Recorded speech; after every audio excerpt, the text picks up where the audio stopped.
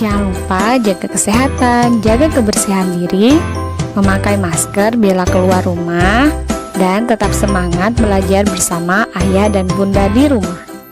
Assalamualaikum warahmatullahi wabarakatuh. Selamat pagi anak-anak kelas 5 hebat. Bagaimana kabar kalian hari ini? Semoga dimanapun kalian berada selalu dalam keadaan sehat dan selalu semangat dalam mengikuti pembelajaran. Nah, sebelum kita memulai pembelajaran hari ini, marilah kita berdoa sesuai dengan agama dan keyakinan masing-masing. Berdoa dipersilahkan.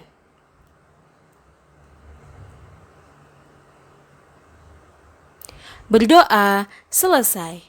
Nah, anak-anak hebat, hari ini kita akan belajar rangkuman materi yang ada pada tema 2, subtema 2, yaitu tentang pentingnya udara bersih bagi pernapasan. Muatan pelajaran yang pertama yang akan kita pelajari adalah muatan pelajaran PPKN, yaitu tentang hak, kewajiban, dan tanggung jawab sebagai anggota masyarakat. Apa sih itu hak, kewajiban, dan tanggung jawab? Hak merupakan segala sesuatu yang menjadi kewenangan atau kepemilikan bagi setiap orang. Nah, contohnya yaitu mendapatkan pekerjaan, hidup tenang, dan menyuarakan pendapat. Kemudian kewajiban. Kewajiban adalah sesuatu yang harus kita laksanakan. Contoh kewajiban yaitu mematuhi aturan di masyarakat, ikut kerja bakti, dan menjaga ketertiban lingkungan. Kemudian tanggung jawab. Nah, tanggung jawab ini merupakan kesadaran manusia akan tingkah laku atau perbuatan baik yang disengaja maupun tidak disengaja. Contohnya, melaksanakan ronda malam sesuai jadwal yang sudah ditentukan dengan hati yang ikhlas. Selanjutnya, materi hak, kewajiban, dan tanggung jawab sebagai peserta musyawarah. Hak peserta musyawarah diantaranya yang pertama, memberikan saran dan kritik. Yang kedua, peserta berhak menyampaikan pendapat. Yang ketiga, menyetujui atau menolak pendapat orang lain. Yang keempat, mendapatkan perlakuan yang sama. Dan yang kelima, mendapatkan keadilan. Kewajiban peserta musyawarah diantaranya kewajiban menghormati perbedaan pendapat. Yang kedua, kewajiban menghargai pendapat orang lain. Yang ketiga, kewajiban peserta melaksanakan keputusan yang sudah dibuat dengan tanggung jawab. Selanjutnya, tanggung jawab peserta musyawarah. Yang pertama, menjalankan hasil keputusan musyawarah. Yang kedua, melakukan tugas masing-masing atau kelompok dengan penuh tanggung jawab sesuai hasil keputusan musyawarah. Muatan pelajaran yang kedua yang akan kita bahas adalah muatan pelajaran bahasa Indonesia, yaitu tentang mengelompokkan informasi berdasarkan teks. Sebuah teks mengandung beragam informasi. Informasi adalah penjelasan dan pemberitahuan mengenai suatu hal. Informasi yang terdapat dalam buku dapat diuraikan secara lebih detail ke dalam beberapa jenis informasi yang akan ditanyakan. Nah, berikut ini merupakan kata tanya beserta informasi yang ingin diketahui. Yang pertama adalah kata tanya apa. Nah, kata tanya apa ini menunjukkan penjelasan mengenai suatu hal atau benda. Yang kedua adalah di mana, menunjukkan penyebutan atau penjelasan suatu tempat.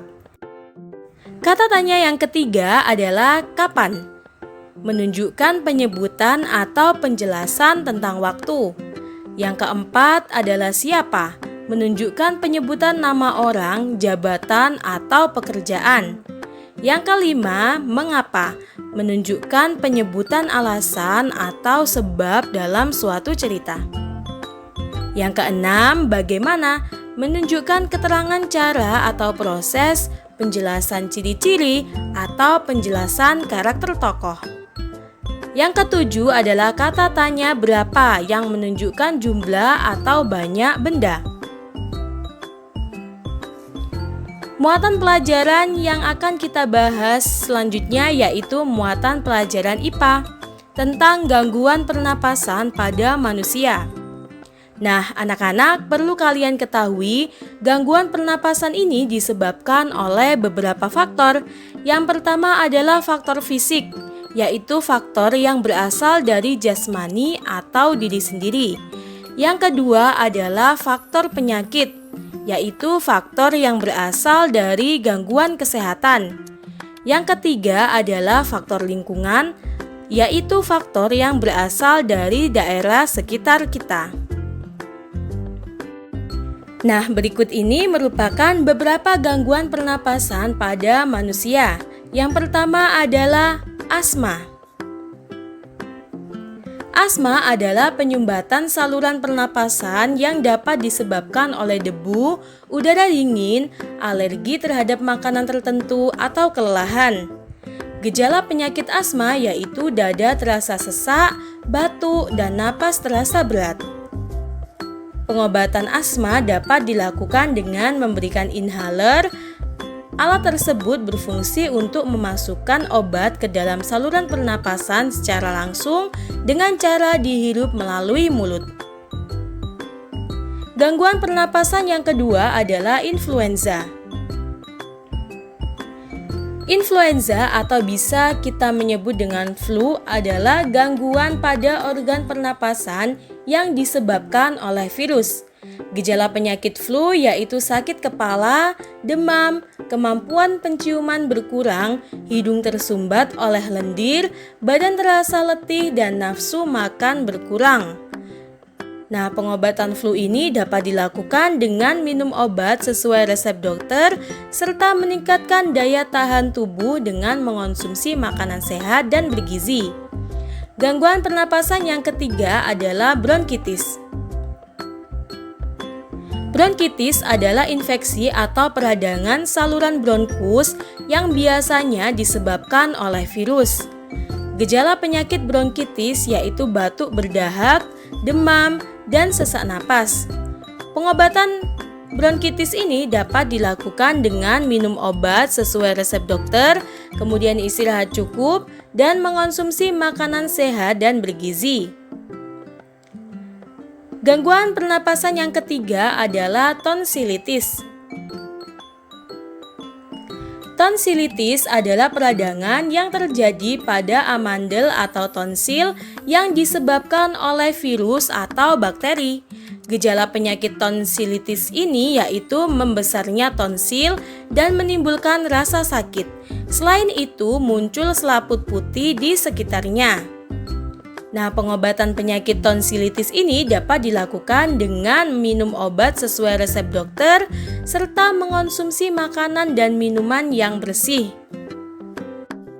Gangguan pernapasan selanjutnya adalah pneumonia. Pneumonia adalah peradangan pada bronkiolus dan alveolus karena infeksi bakteri Streptococcus pneumoniae, virus atau jamur. Nah, gejala penyakit pneumonia ini yaitu batuk dengan dahak berdarah, sesak napas, nyeri dada, dan demam tinggi. Pengobatan penyakit pneumonia ini dapat dilakukan dengan minum obat sesuai resep dokter. Nah, gangguan pernapasan selanjutnya adalah emfisema. Emfisema adalah kerusakan jaringan di sekitar saluran bronkiolus dan alveolus. Gejala penyakit emfisema ini yaitu penderita mengalami sesak napas yang begitu hebat karena terperangkapnya udara di dalam alveolus dan tidak maksimalnya pertukaran udara di dalam paru-paru. Nah, penyakit emfisema ini disebabkan oleh polusi udara dan zat-zat berbahaya yang ada di dalam rokok. Pengobatan penyakit emfisema ini dapat dilakukan dengan minum obat sesuai resep dokter, menghindari asap rokok, dan menjaga pola hidup sehat seperti berolahraga secara teratur. Kemudian yang ketujuh adalah kanker paru-paru. Kanker paru-paru adalah pertumbuhan sel-sel paru-paru yang tidak terkendali dan dapat menyebar luas ke seluruh tubuh. Penyakit ini disebabkan oleh zat-zat berbahaya yang ada di dalam rokok. Gejala penyakit kanker paru-paru ini yaitu batuk yang terus-menerus sehingga menjadi batuk berdarah, berat badan menurun, dan nyeri di dada.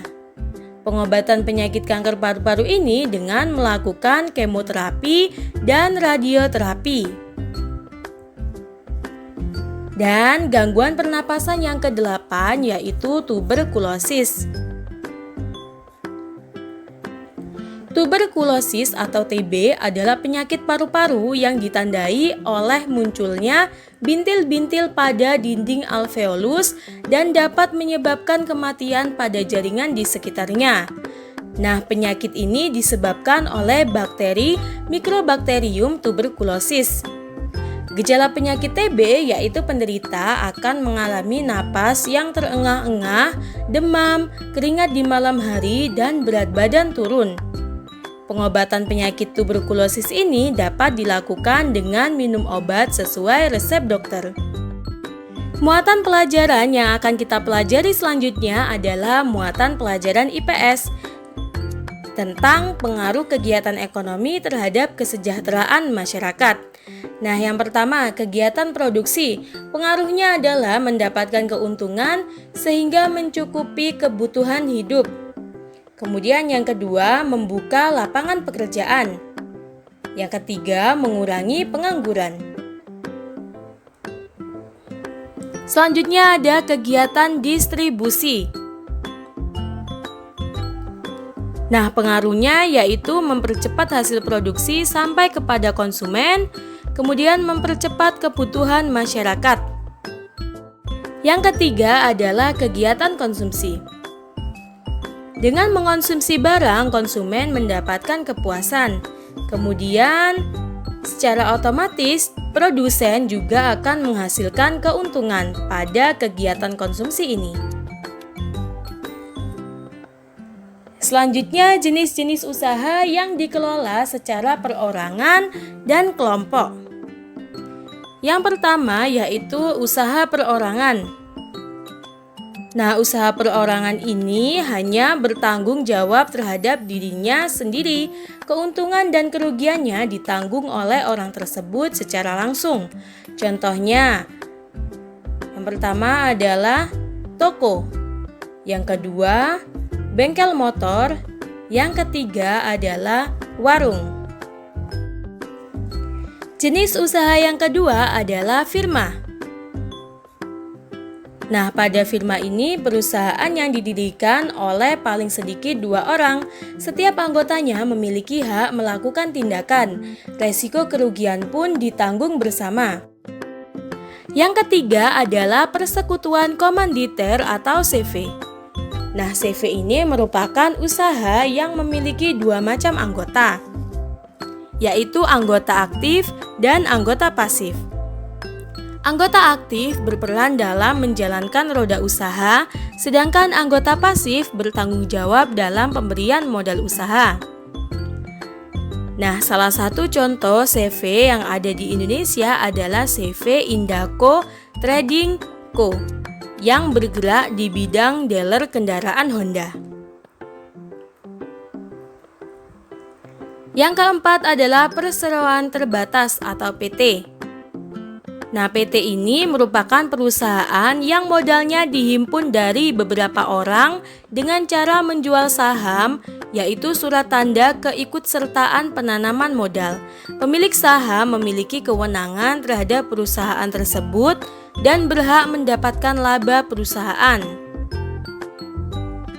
Nah, salah satu contoh PT yang ada di Gresik adalah PT Karunia Alam Segar yang memproduksi kebutuhan pokok seperti mie instan, kecap, minyak, sabun, dan sebagainya. Yang kelima yaitu Badan Usaha Milik Negara atau BUMN. Nah, BUMN ini bertanggung jawab atas kesejahteraan masyarakat Indonesia. Modal usaha BUMN ditanggung oleh negara. Dalam pengelolaannya, BUMN terbagi menjadi 2 badan usaha. Yang pertama adalah Perum, contohnya Perum Peruri atau percetakan uang negara. Yang kedua adalah PT, contohnya PT Semen Indonesia yang berada di Kota Gresik. Yang keenam adalah koperasi. Koperasi merupakan usaha bersama berdasarkan asas kekeluargaan. Di dalam koperasi, semua anggota wajib membayar simpanan pokok, yaitu simpanan yang hanya dibayar 1 kali, dan simpanan wajib, yaitu simpanan yang dilakukan tiap bulannya. Nah, contoh koperasi adalah Koperasi Unit Desa atau KUD yang berada di masing-masing desa. Nah, dalam koperasi ini terbagi menjadi 4. Yang pertama, koperasi konsumsi. Nah, koperasi konsumsi ini adalah koperasi yang menyediakan kebutuhan sehari-hari. Yang kedua, koperasi produksi merupakan koperasi yang memproduksi barang-barang atau menampung hasil produksi anggotanya. Yang ketiga adalah koperasi jasa, merupakan koperasi yang bergerak di bidang penyediaan jasa. Dan yang keempat, koperasi simpan pinjam, merupakan koperasi yang bergerak dalam usaha simpan pinjam. Muatan pelajaran terakhir yang kita pelajari adalah muatan pelajaran SBDP, yaitu tentang mengenal properti tari. Properti tari terbagi menjadi 2 macam, yaitu stake property dan dance property. Stake property merupakan media atau peralatan yang diatur atau diletakkan di area pentas, contohnya panggung, set lampu, background, dekorasi, dan sistem suara. Sedangkan dance property merupakan media atau alat yang digunakan pelaku tari dalam pertunjukan, misalnya kipas, topeng, selendang, tombak, payung, dan piring. Nah, berikut ini merupakan beberapa properti tari yang ada di beberapa tarian daerah. Yang pertama, Tari Legong dari Bali, propertinya yaitu kipas.